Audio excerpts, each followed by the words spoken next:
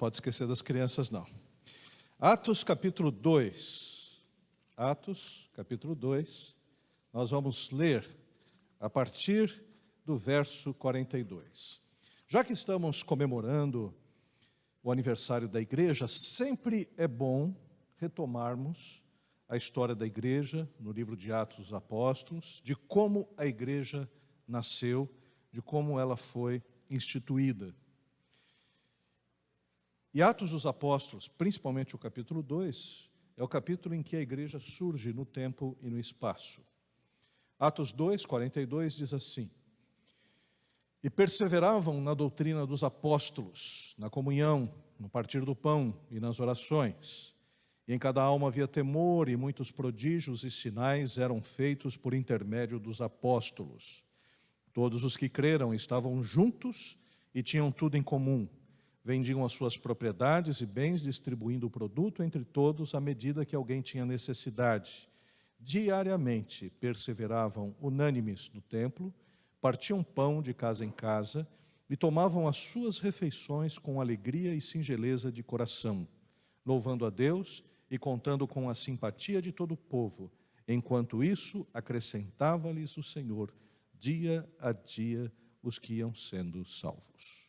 Vamos orar nesse instante e pedir ao Senhor que nos abençoe. Pai querido, nós queremos te agradecer, Senhor. Te agradecer, Pai, por esse momento precioso de comunhão, Senhor. Esse momento em que nós estamos juntos aqui, Senhor, para celebrar o teu santo nome, para louvar a ti, Senhor, para orar, para ouvir a tua palavra. Por isso, como sempre pedimos, Senhor, recebe o nosso louvor, ouve as nossas orações e fala conosco através da tua palavra. Pedimos agora, Senhor, que se há ainda algum tipo de obstáculo, Senhor, alguma preocupação que está impedindo, Pai, que retenhamos a tua palavra, que caia por terra agora em nome de Jesus. Que todo pensamento esteja cativo a ti, ó Senhor, e que possamos entender os teus propósitos nessa noite em nossas vidas. É em nome de Jesus que nós oramos. Amém. Queridos irmãos e irmãs, esse texto que nós acabamos de ler é um texto que nos dá alguns elementos fundamentais para a missão da igreja.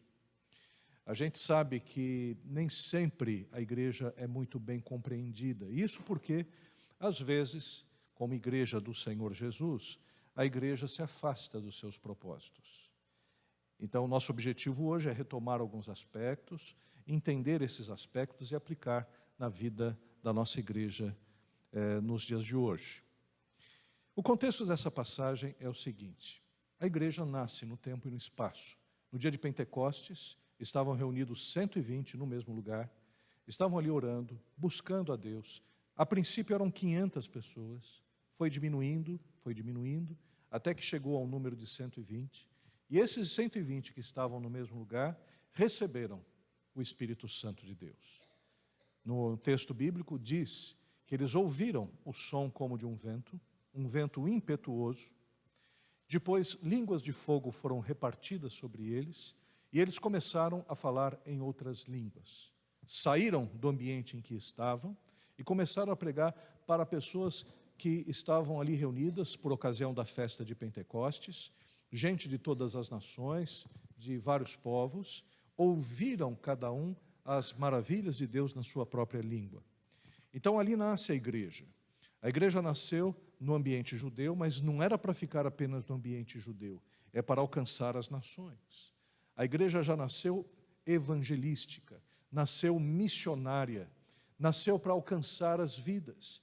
E assim continuou. Nós vemos no livro de Atos dos Apóstolos que Deus levantou os apóstolos e também o apóstolo Paulo, mais especificamente, para ir, para viajar, para fazer as suas viagens missionárias, para ir de cidade em cidade, primeiramente na primeira viagem missionária com Barnabé, com Marcos, para levar o evangelho. Depois, na segunda viagem missionária, o apóstolo Paulo vai com Silas, depois se junta a ele Timóteo, depois se junta a ele Lucas, e eles começam a fazer a segunda viagem missionária. E na terceira viagem missionária, com esse grupo também, fazem a viagem missionária e alcançam várias cidades em vários lugares. Então a igreja, ela nasce missionária. E essa igreja, ela é interessante porque quando ela nasceu, ela já nasceu forte, cheia do Espírito Santo de Deus, de tal forma, quando Pedro, ele começa a pregar, a primeira pregação dele, que fala sobre o Evangelho, e ele ainda faz o apelo para que as pessoas se arrependam e creiam no Evangelho e sejam batizadas, diz a palavra de Deus que mais de 3.000 pessoas se converteram. 3.000. A igreja já nasce com 3.000 pessoas. E essa igreja, que estava reunida por ocasião de Pentecostes, acaba vendo um acréscimo dessas milhares de pessoas que são inseridas na vida da comunidade cristã nascente. Hoje nós temos cerca de 2 bilhões de cristãos, né, que estão espalhados em todos os continentes, em todos os lugares. Uma igreja que nasceu, né, com 12 apóstolos. E hoje nós temos bilhões de pessoas. É claro que muitos deles são cristãos nominais, mas veja como a igreja cresceu. Não existe instituição mais poderosa que a igreja de Cristo Jesus. Pode parecer que a igreja muitas vezes é perseguida, a igreja muitas vezes em alguns países ela é maltratada. No nosso país mesmo, muitos fazem pouco caso da igreja. Eu estava lá em casa, aí a Deise chegou e me chamou assim, Maurício, ela estava com a minha sogra, estava assistindo a novela. Oh, meu Deus do céu, novela. Mas estava assistindo a novela, aquela da boleira, é um pedaço de alguma coisa, né? E aí ela disse, Maurício, dá uma olhada nisso. Eu falei, o que foi? Falei, olha a Josiane, está na cadeia. Falei, está na cadeia, né? E aí começa a pregação. Um pastor começa a pregar, e várias detentas estão ali, várias crentes, né? E a Josiane, que foi ruim, né, a novela inteira, né, aceita Jesus. Confesso que naquele momento eu fiquei, poxa, né? É a primeira vez que aparece alguma coisa de evangelho nessa novela. E não é só nessa novela. Você pode contar todas as outras aí, raramente aparece a figura de um cristão. Quando aparece a figura de um cristão, aparece um cristão desequilibrado, né?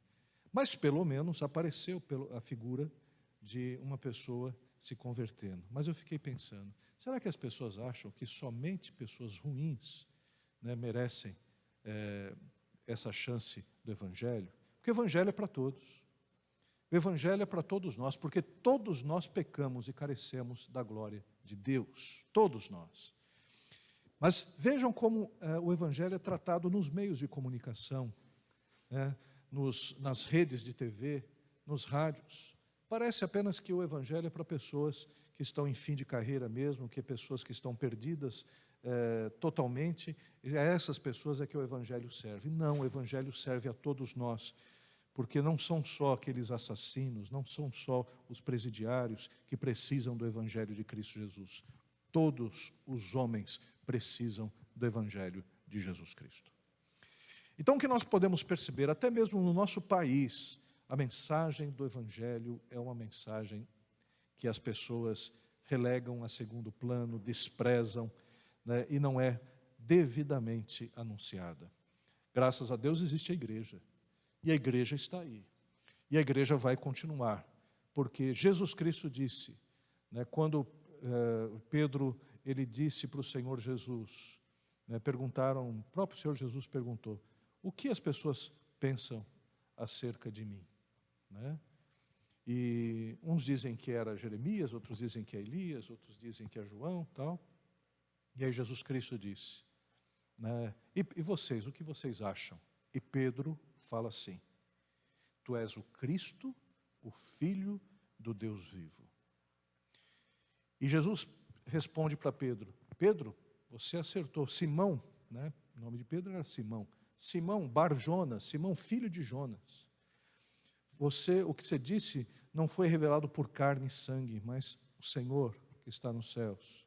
E eu te digo uma coisa, que tu és pedra, tu és Petrus, pedrinha, mas sobre esta Petra, rocha, eu fundarei a minha igreja. e as portas do inferno não prevalecerão contra ela. Então a igreja foi fundada por Jesus. Jesus é a pedra angular da igreja. E por isso a igreja nunca vai deixar de existir. Ela vai cumprir o propósito que está pré-estabelecido, que é proclamar o evangelho de Cristo Jesus. Então nós estamos dentro de uma instituição que é poderosa, poderosa, porque foi instituída pelo próprio Senhor Jesus.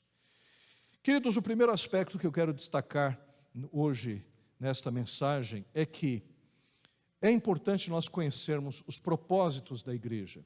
E o equilíbrio nos propósitos da igreja é fundamental para a manutenção de seu crescimento.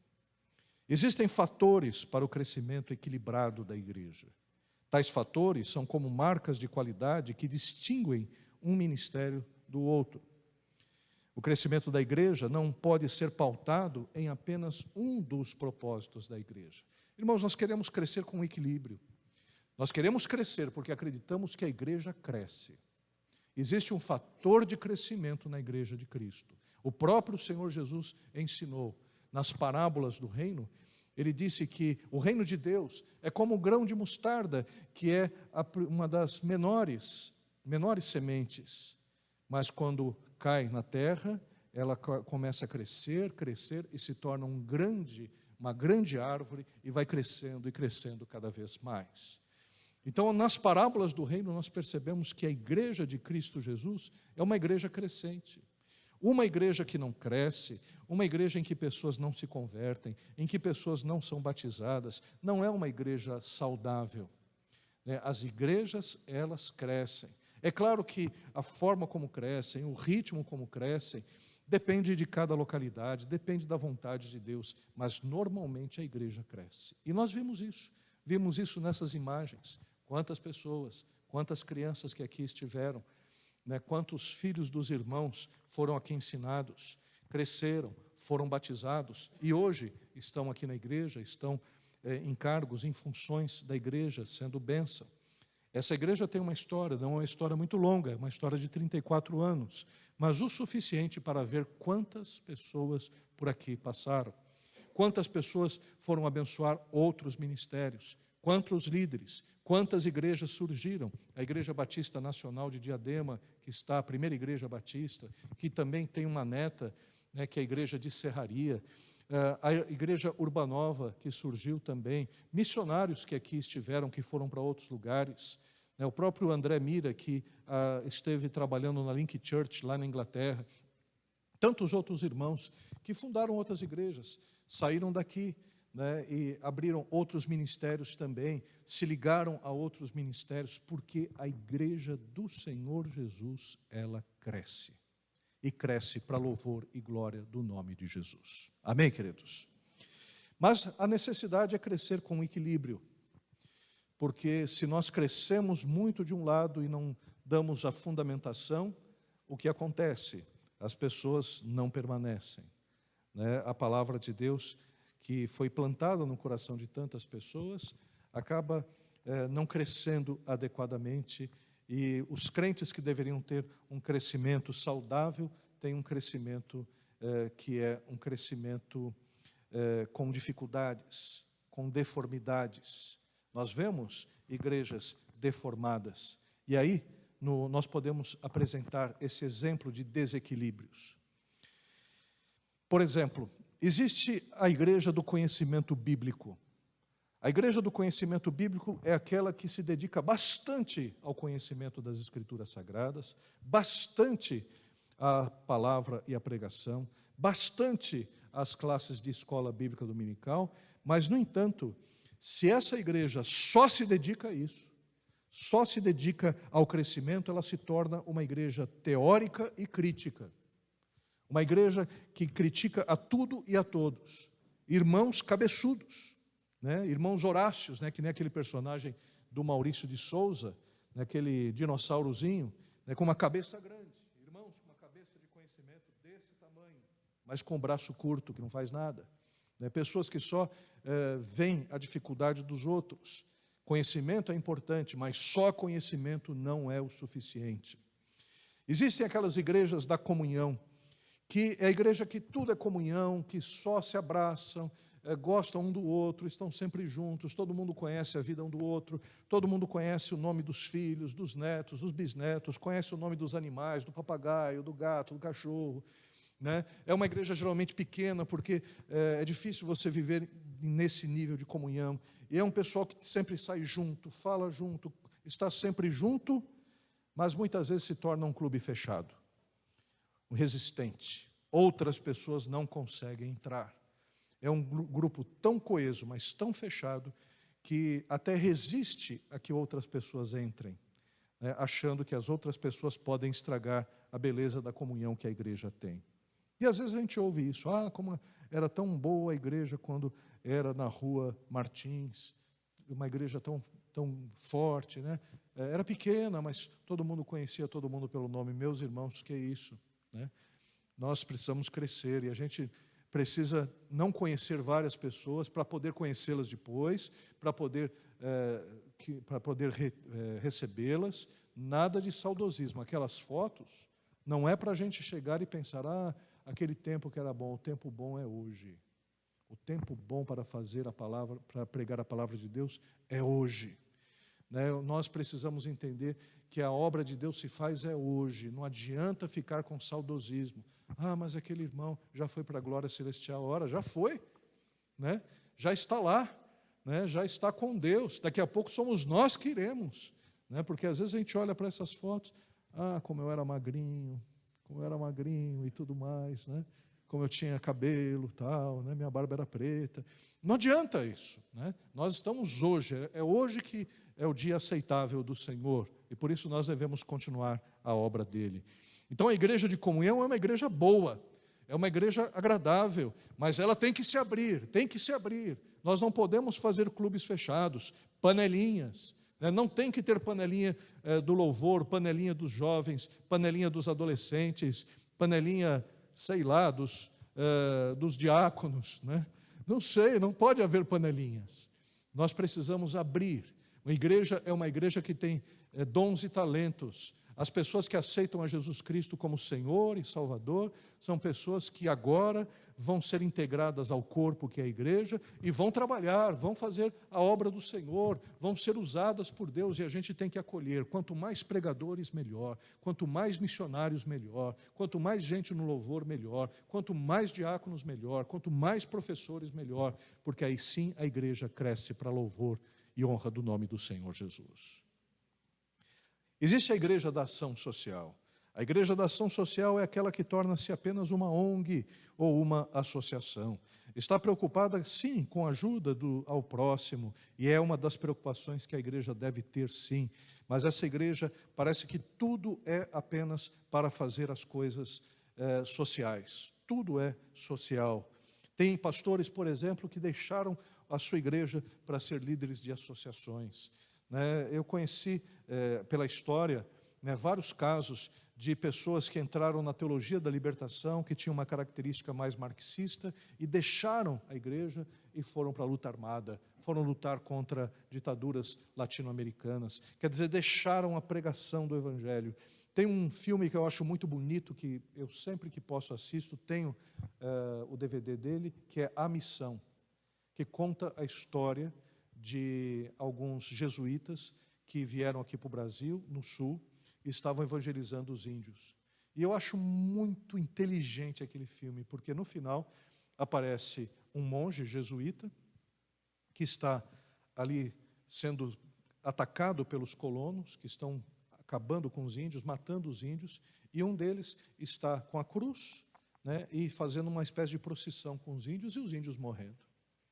E existe um outro monge que era mais guerrilheiro, né, que era um soldado que se converteu e que organizou o pessoal e que fez barricadas, deu arma para os índios, tentou armar os índios, e da mesma forma os índios morreram. E eu fiquei olhando e disse, olha, aqui estão duas faces da igreja. Está certo que ali é a igreja católica, né? Mas duas faces. Existem pessoas que se encantam com a política, entram na política, pastores que deixam o seu ministério, para eles tudo é política, tudo é ação social, e se perdem não pregando mais a palavra de Deus. Aliás, uma das causas pelas quais alguns ministérios estão acabando é justamente o ardor pela política, pelas questões sociais. Irmãos, igreja tem que ser equilibrada. Por isso que nós não entramos nessa onda aí de política. Nós não entramos nessa onda de apoiar candidatos. Cada um tem o seu candidato, vai orar, vai pedir direção a Deus. Numa igreja batista a gente não apoia um candidato único.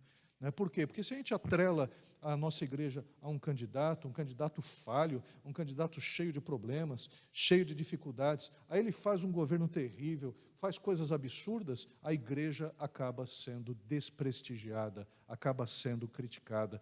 A igreja é suprapartidária, está acima dos partidos. Nós precisamos pregar o evangelho para todos, porque não é partido que vai resolver, não é política, não é ação social, não é essas coisas que vão resolver o problema do país. O que resolve é Jesus Cristo. Nós temos a mensagem que muda, a mensagem que transforma, a mensagem que pode trabalhar do indivíduo, não de fora para dentro, como a política quer fazer, mas de dentro para fora, porque o que se opera na vida daquele que acredita é que o Espírito Santo de Deus, ele age e transforma o coração do homem. Amém, queridos? Então, não fique febril com a política, não fique febril. Tem épocas em que a gente parece que o país todo, está com febre, mas a política passa. Foi assim na época de Getúlio Vargas, foi assim na época de Jânio Quadros, foi assim na época do regime militar, foi assim na época das diretas já, é assim agora nessa época. A cada tempos em tempos existe uma febre política, que todo mundo vira político de uma hora para outra, discute política, discute sobre o Supremo. O Supremo sempre foi assim, sempre foi ruim. O nosso Supremo, sempre foi uma lástima. Os procuradores gerais sempre defenderam o direito dos poderosos, da política.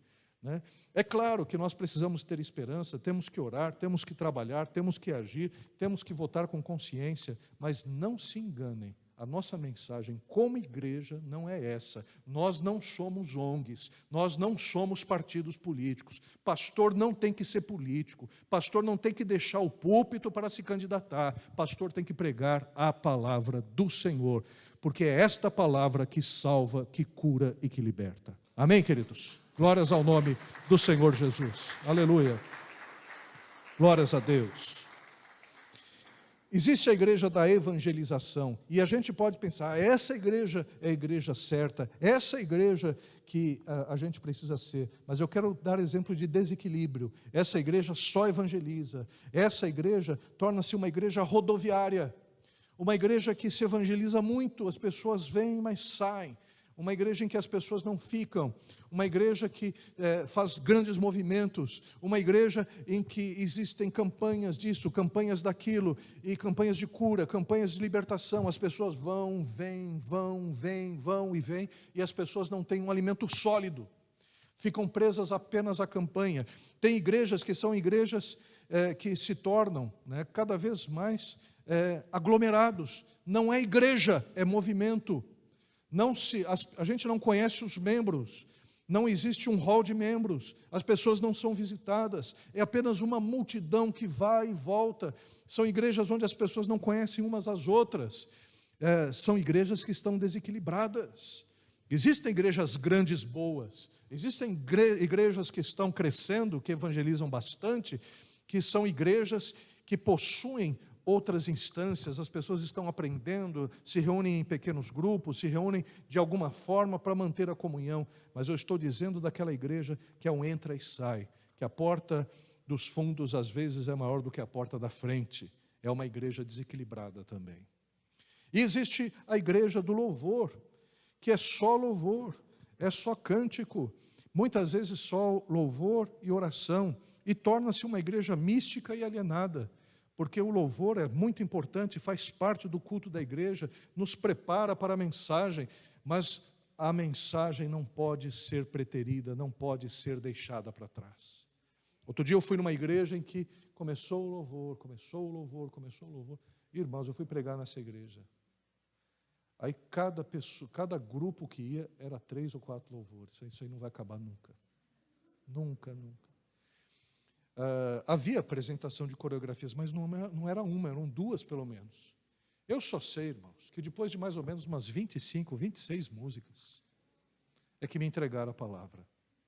Irmãos, eu estava exausto, não aguentava mais aquele culto prolongado, grande, né, prolixo.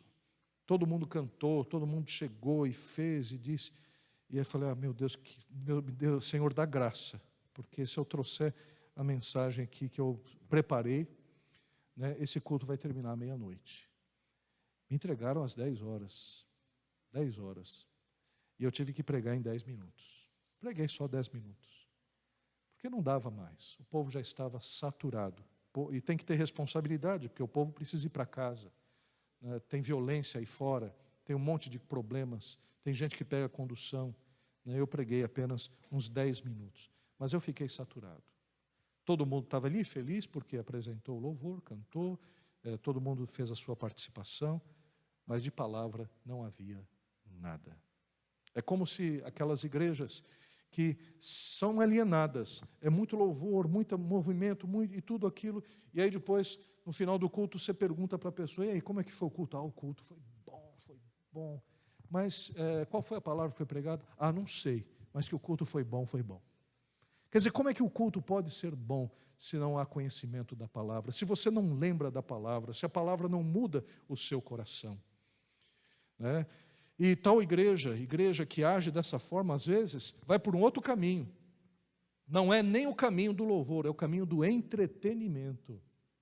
Então a igreja vira um local de entretenimento, para que se faça uma igreja show, uma igreja espetacular, uma igreja onde a pessoa se sinta verdadeiramente num show. E não é esse o propósito da igreja. Então, irmãos, nós não podemos ser desequilibrados. A igreja cristã primitiva não era uma igreja desequilibrada. Era uma igreja diferenciada. Aliás, é um modelo de igreja que nós temos para nós em todos os séculos, em todos os tempos. Essa igreja nasceu com elementos que são elementos fundamentais para a igreja atual. O primeiro aspecto é que essa igreja é uma igreja perseverante. Os valores do cristão se baseiam na permanência. Nós vivemos numa sociedade do descartável, uma sociedade do rápido, uma sociedade que a gente não quer esperar, uma sociedade que as coisas vêm na nossa mão, mas igreja leva tempo, porque mexer com vidas leva tempo. Aliás, as instituições que Deus criou são instituições que levam tempo, viu, irmãos? Quais foram as instituições que Deus criou? Primeiramente, o casamento.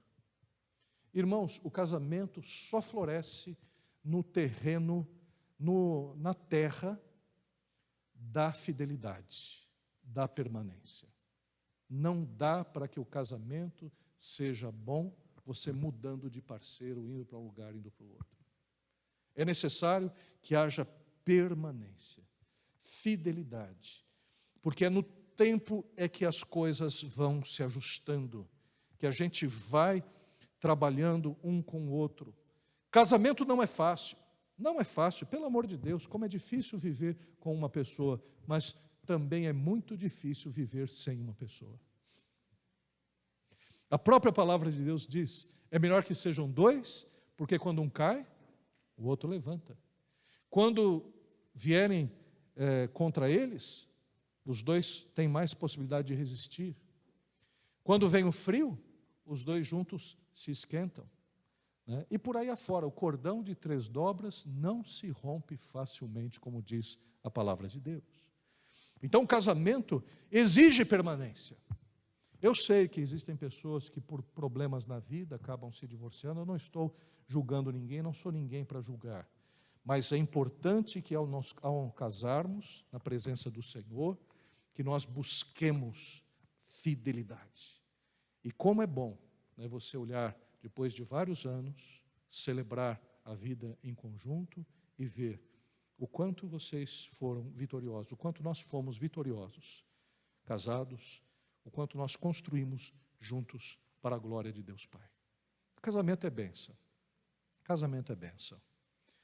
A palavra de Deus é sábia. E Deus é que, olhando para o homem, disse, não é bom que o homem esteja só. E é verdade, o homem sozinho só faz besteira. Homem sozinho não acha as coisas dentro de casa. Precisa da mulher para dizer, ó, está ali. Então, o fato é que o casamento é uma instituição permanente. Além do casamento, nós temos a igreja. Igreja é instituição que Deus criou. Mas antes da igreja, outra instituição que Deus criou, o Estado. Foi Deus que criou o Estado. Foi Deus que criou esta forma de organização. Então foi Deus que estabeleceu o povo de Israel, que dividiu o povo de Israel em tribos, para que fosse governado. Foi Deus que estabeleceu o governo. Por isso que em Romanos capítulo 13 diz que nós devemos orar pelos governantes. Devemos orar por aqueles que estão carregados de autoridade. E Estado não se constrói de um tempo para o outro. Não se resolvem os problemas de uma hora para outra. Não se resolve coisas no Estado de um ano para o outro. Educação não se resolve de um tempo para o outro. Quem chega e fala, olha, agora eu vou resolver no meu governo tudo, é mentiroso, porque não resolve. Isso são coisas de anos. Foram anos para que, por exemplo, países que hoje são mais desenvolvidos conseguissem estabelecer uma política que desse conta da pobreza, que desse conta da saúde, que desse conta da educação. Então, o nosso país é um país novo. Compara o país com a China. A China é milenar. Nós construímos esse país em 500 anos. E olha, ainda está ruim o negócio. Não foi o suficiente, porque as coisas demoram. Põe isso na sua cabeça, que as coisas não se resolvam de uma hora para outra. Igreja também é permanência. Igreja é fidelidade. Nós não mudamos de igreja como mudamos de camisa, como mudamos de roupa. Nós sabemos que igreja precisa da gente. Nós somos corpo, nós precisamos uns dos outros. Como é que nós nos fortalecemos? Quando nós começamos a conhecer as pessoas pelo nome, quando sabemos das suas dificuldades, dos seus problemas, quando nós oramos uns pelos outros, quando nós temos compromisso uns com os outros. Assim a igreja vai crescendo. Eu sei que por conta de uma série de problemas, e a nossa sociedade acaba fazendo isso, a gente quando entra na igreja, a gente não quer ser ferido, porque a gente foi muito ferido por pessoas. Pessoas nos ferem. É complicado, pessoas são complicadas. Você é uma pessoa complicada. Eu não queria falar isso, mas você é uma pessoa complicada. E eu também. Um pastor um dia chegou e disse assim, e eu achei que ele foi muito sincero. Ele falou, olha, eu não gosto de muitas igrejas que existem aí, que são igrejas que, pelo amor de Deus, eu não gosto de muitos pastores que existem por aí. São pastores que pregam mal, não pregam a Bíblia, ficam fazendo uma série de palhaçadas. E ele disse, eu também não gosto de muitas coisas que os membros da igreja fazem. Tem irmão da igreja que só a graça de Deus, pelo amor de Deus. E eu vou dizer uma coisa, eu também não gosto de muita coisa que eu faço, porque eu também sou um pecador e preciso da graça de Deus. Todos nós precisamos da graça de Deus, todos nós precisamos de Deus, não somos perfeitos, mas o fato é que na permanência, ali, na insistência, é que a gente consegue as coisas. É estudando, por exemplo, o trabalho também é uma instituição de Deus. Não, pastor, foi depois do pecado que surgiu o trabalho. Depois que o homem pecou, aí o trabalho passou a ser com o suor do rosto. Não, o trabalho já existia antes, no jardim do Éden. Deus chegou e disse para o homem guardar, arar a terra. Então o trabalho já existia. O trabalho se tornou pior por causa do pecado. Mas o trabalho, irmãos, como não é fácil o trabalho. Às vezes você passa uma vida inteira para achar alguma área que você se encaixe, para trabalhar e para ganhar dinheiro. Como é difícil ganhar dinheiro. Pelo amor de Deus. E você fica ali, faz um curso, no outro, começa a trabalhar ali, começa a trabalhar aqui, mas a verdade é o seguinte, há necessidade de fidelidade, permanência, esforço, vontade. Você tem que vencer um inimigo poderoso todo dia, que é o travesseiro, que é a cama. Você chega e vai lá e dá uma volta.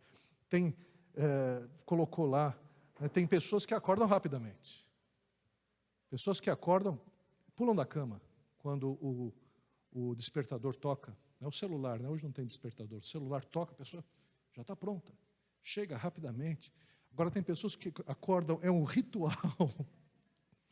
Aí chega, despreguiça, põe ali no soneca, dorme mais 5 minutos, aí mais 5 minutos, mais 5 minutos. Começa a acordar 2 horas antes, para chegar atrasado. Né? Mas o fato é que a gente tem que acordar todo dia. Todo dia. A gente não pode assistir o filme que a gente quer, não pode ficar até a noite assistindo as séries que existem na Netflix. A gente precisa ter disciplina para acordar bem. E quando chega no trabalho, tem que executar bem o trabalho. Existem pessoas que dependem da gente, tanto no trabalho como a nossa família que depende desse salário. Permanência, fidelidade. Se a gente trabalha na Ford, a Ford é a melhor empresa. Se trabalha na Volks, a Volks é a melhor empresa. Se trabalha na Mercedes, a Mercedes é a melhor empresa. E a gente vai trabalhar. É assim que funcionam as coisas. A gente veste a camisa. O cristão é aquele que veste a camisa. Que chega e diz, é para trabalhar, é para trabalhar. É para se dedicar, é para se dedicar. Porque tudo exige perseverança, fidelidade, paciência, amor, domínio próprio e outros aspectos da operação do Espírito Santo que são valores que refletem o verdadeiro caráter do Filho de Deus. E igreja é assim. Igreja é assim. É na igreja que a gente aprende a amar as pessoas. É na igreja que a gente aprende a ser perseverante. É na igreja que a gente aprende a ter paciência com os nossos irmãos, os mais fracos na fé. E o apóstolo Paulo dizia isso, que é para a gente se mirar, não no mais forte, porque o mais forte está bem, tem um bom temperamento, é uma pessoa ótima, é um cristão quase formado, muito parecido com Cristo Jesus. O nosso cuidado é com o mais fraco. Às vezes a gente não faz algumas coisas para não escandalizar o mais fraco na fé, porque é esse mais fraco que precisa que a gente ajude, que a gente carregue, que a gente suporte, nos 2 sentidos. Suportar, no sentido de aguentar a chatice, muitas vezes, daquele que é muito fraco na fé e erra bastante, mas suportar na ideia de você estar por baixo e ser suporte, para que a pessoa possa seguir adiante para a glória de Deus Pai. Então, a igreja tem que ser perseverante. Outro aspecto, uma igreja cristã é bíblica. Nós cremos que a Bíblia é a palavra de Deus infalível e inerrante, nossa regra de fé e prática. Nós temos uma tradição que vem do Novo Testamento, que é reafirmado na Reforma Protestante, que é a sola Escritura, somente a Bíblia, somente a Escritura para a nossa vida. A Escritura ela foi feita como manual de Deus para o homem. É na Bíblia Sagrada que nós encontramos o nosso guia. É a Bíblia Sagrada que, como diz o apóstolo Paulo a Timóteo, que são as sagradas letras que faz com que o homem seja sábio para a salvação em Cristo Jesus. Então é o guia. Enquanto muitas pessoas não têm acesso à palavra de Deus ou não leem a palavra de Deus, nós que somos cristãos temos na Bíblia Sagrada a nossa salvação. Ela nos apresenta a Cristo Jesus, ela nos apresenta o caminho para que nós conheçamos ao Senhor Jesus. É ela que nos apresenta a Deus. Tem que ser a palavra escrita do Senhor. Se fosse apenas a palavra verbal, ela já tinha se perdido. Todo mundo já brincou da brincadeira de telefone sem fio. Olha o que vai dar no fim. E a gente chegava e falava bem difícil, né? uma frase bem difícil para ser produzida para o outro. Como, por exemplo, se nevasse aqui, você usava esqui? Aí a pessoa, quê? Aí já no primeiro o negócio já quebrava. Aí chegava uma coisa totalmente diferente do outro lado. Né? É a brincadeira, a gente aprendeu desde cedo que a palavra verbal não é confiável. Foi necessário que Deus utilizasse homens cheios do Espírito Santo de Deus para que registrassem a Escritura Sagrada. Um irmão, uma pessoa que não era cristã, disse, mas você vai acreditar numa Bíblia escrita por homens? Aí eu falei, você queria que ela fosse escrita por quem? Por macacos? Por seres extraterrestres? Né? Tinha que ser por pessoas, porque... E o próprio Deus, quando veio se comunicar conosco, Deus se fez carne, habitou entre nós. Né? Jesus Cristo é o Deus encarnado, como nós conhecemos na palavra, porque a gente precisa que a palavra seja falada de uma maneira compreensível. Então está aqui, nós somos o povo da Bíblia. Os crentes, no início do século passado, retrasado, melhor dizendo, eles eram conhecidos como Bíblias. Aí vem os Bíblias. Por quê? Porque crente andava com a Bíblia debaixo do braço, assim, né? Ia para a igreja. Então todo mundo sabia, aquele cara é crente. Conhecia também pelo terno, né? Terno e gravata, que era um tal de terno e gravata para lá e para cá no domingo, como ainda é hoje. Mas se conhecia um crente por aqui, ó, né? O sujeito ia, tal, né? Com a Bíblia. Alguns mais fracos na fé chegavam, escondiam a Bíblia, colocavam no saquinho do supermercado, mas ia, carregava a Bíblia. Né? Outros chegavam e colocavam a Bíblia naquela bolsa enorme. As mulheres têm mais facilidade de esconder a Bíblia, o homem não. O homem tem que chegar com a Bíblia debaixo do braço. E assim os crentes foram sendo conhecidos como os Bíblias. Mas por quê? Não para que a Bíblia fosse um desodorante que ficasse embaixo do braço. A Bíblia é para ser amada, para ser lida, para ser percebida, para ser vivida. Nós amamos a Bíblia, por isso precisamos conhecer a Bíblia de Gênesis, Apocalipse. Precisamos ter um dia na vida ter lido a Bíblia toda, né? Isso é pouco. É importante que nós sejamos homens e mulheres que amem a palavra de Deus. Então a igreja é uma igreja que estuda a Bíblia. Quando o apóstolo Paulo foi lá em Bereia, havia alguns bereanos que eram prudentes e conferiam tudo aquilo que o apóstolo Paulo falava com as Escrituras, para ver se era verdade. E o apóstolo Paulo elogiou, porque a gente não tem que confiar na palavra de ninguém, pode ser até um pastor. A gente tem que confiar na palavra de Deus e conferir aquilo que está sendo ensinado, porque é a palavra de Deus que nos salva e não a palavra de homens. Amém, queridos? Então, uma igreja cristã é bíblica. Desde a igreja primitiva, reafirmada pelos reformadores, a vida cristã é pautada pelas Escrituras Sagradas. Agora, uma igreja, também, numa igreja cristã, há comunhão e unidade. Em Atos, no capítulo 2, como nós acabamos de ler, nós podemos perceber ali no versículo 42, que diz, perseveravam na doutrina, na palavra, e perseveravam na comunhão, no partir do pão e nas orações. Partilhamos da mesma fé e do mesmo Espírito, por isso temos comunhão. Nós não temos comunhão porque somos parecidos. Nós não temos comunhão porque vivemos no mesmo bairro. Nós não temos comunhão porque vivemos na mesma cidade. Nós não temos comunhão porque temos a mesma formação. Não temos comunhão porque temos a mesma raça.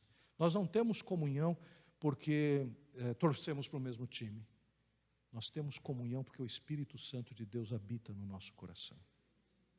E Ele nos torna irmãos, de diferentes lugares, de diferentes situações. Então a nossa comunhão não é uma comunhão de Jockey Club, não é uma comunhão do Lions Club, não é uma comunhão de interesses ou de coisas em comum no sentido humano da palavra. Existem agrupamentos. A gente trabalha no emprego, então a gente tem, né, afinidade com as pessoas. A gente está numa escola, então a gente tem afinidade com a nossa classe. Mas por quê? Porque ali existem interesses comuns. Não, a nossa comunhão, ela vem do Espírito Santo de Deus. Ele que habita no nosso coração. Nós temos a mesma fé, a palavra, e temos o mesmo Espírito, o Espírito Santo de Deus. A unidade é um reflexo de uma verdadeira conversão e união com Deus. Quanto mais firmes com Deus nós estamos, mais nós estamos firmes na igreja de Cristo. Quanto mais comunhão nós temos com o Senhor, mais comunhão nós temos com os irmãos. Quanto mais nós oramos a Deus, mais nós nos reconhecemos e reconhecemos aquele que está ao nosso lado. É assim a fé. Então a igreja, ela perseverava tanto na Bíblia, na comunhão e na oração. A nossa relação com os irmãos será consequência da relação com Deus. Se você vê pessoas meio tribulosas, que têm dificuldades de lidar com os irmãos, você pode crer que ali está uma pessoa que tem dificuldade em orar. Uma pessoa que tem dificuldade em conhecer a vontade de Deus, de conhecer a vontade de Deus para a sua vida, de conhecer a vontade de Deus para os nossos irmãos. Você sabe, quando a gente se une mesmo, quando a gente dobra os joelhos e ora, porque Deus, Ele faz aquela intermediação. É como se o Espírito Santo de Deus nos unisse cada vez mais quando nós oramos. E além da oração, nós temos uma unidade que visa o ser humano integral, porque se eu amo o meu irmão, não posso ver o meu irmão passando fome, não. Aqui não pode ter gente passando fome. Aqui não pode ter gente passando dificuldade, não. Porque o pão que Deus nos deu é para repartir, é para abençoar as pessoas, para abençoar os nossos irmãos. Se alguém estiver sabendo de alguém que está passando por dificuldade, por luta, fala, pelo amor de Deus, diz, grita, e a gente tem que, como igreja de Cristo, ajudar uns aos outros. É assim que funciona a igreja do Senhor. Então é para partir o pão. Ninguém pode passar fome no nosso meio, não. E outro aspecto que nós vemos, uma igreja cristã há testemunho. A consequência de uma vivência com Deus é perceptível aos olhos da comunidade ao redor. Queremos ser uma igreja crescente, queremos ser uma igreja que está cada vez mais alcançando as pessoas, e temos. Eu confesso que eu sou muito grato a Deus por essa igreja. Muito grato.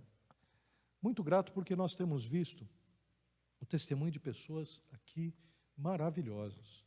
Testemunhos maravilhosos. Testemunhos grandiosos. E testemunhos que abençoam outras pessoas. E outras pessoas que passam a participar da igreja por causa do testemunho do outro. Isso é maravilhoso, irmãos. Isso aí é o Evangelho sendo escrito nas nossas vidas. É a Bíblia sendo lida através da nossa vida pelos outros. É a palavra encarnada de Deus nos nossos corações. É o bom perfume de Cristo. É como o apóstolo Paulo diz, nós somos cartas de Deus. Então nós, quando atingimos essa comunhão, essa verdade na nossa vida, essa igreja passa a ser uma igreja onde as pessoas começam a ver mudança.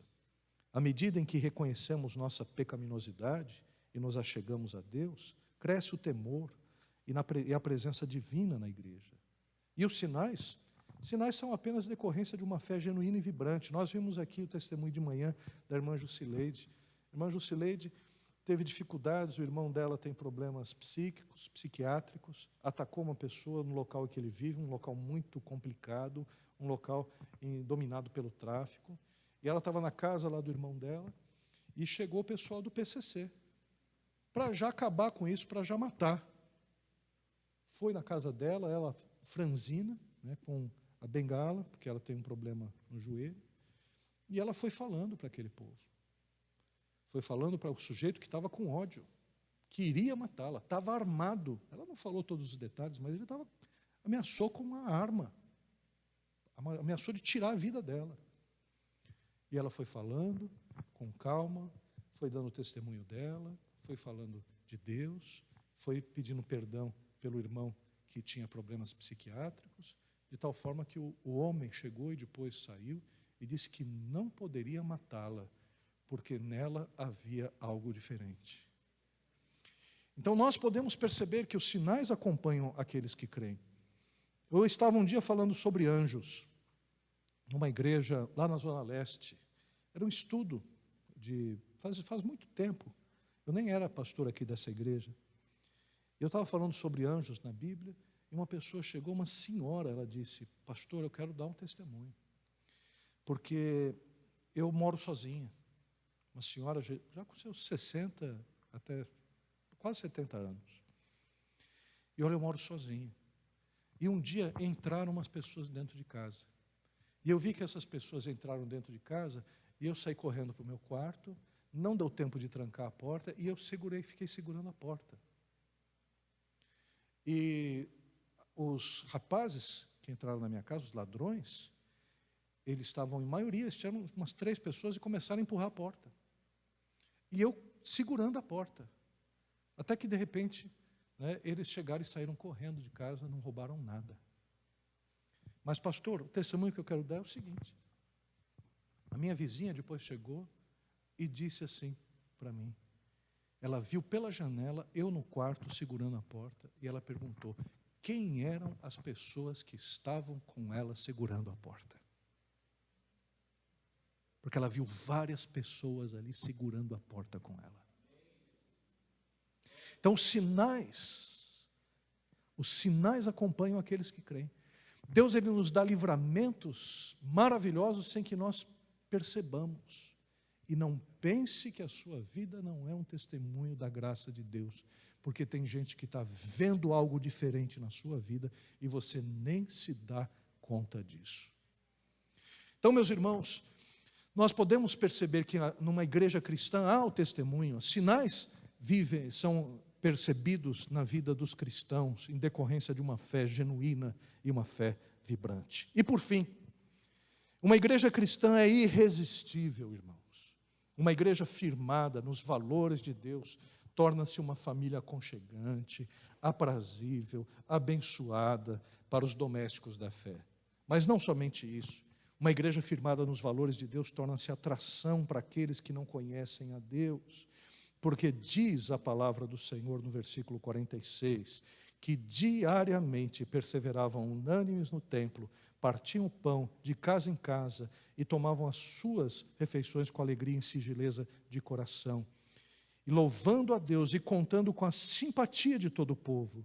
Enquanto isso, acrescentava-lhes o Senhor, dia a dia, os que iam sendo salvos. Uma igreja cristã é irresistível. A presença de Deus na vida do povo torna-se um fator de atração.